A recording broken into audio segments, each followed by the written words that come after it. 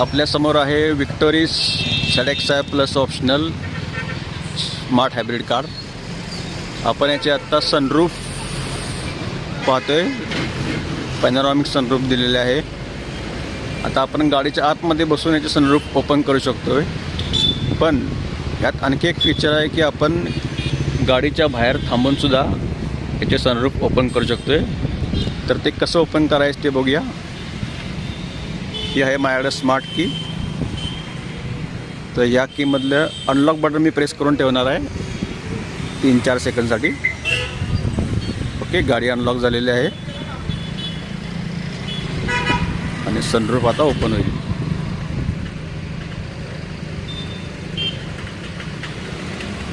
हे पाय, sunroof open झालेले आहे।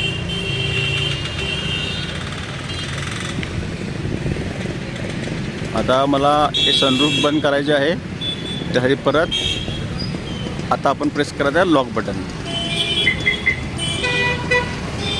ओके, आता हे सनरूफ क्लोज होत आहे।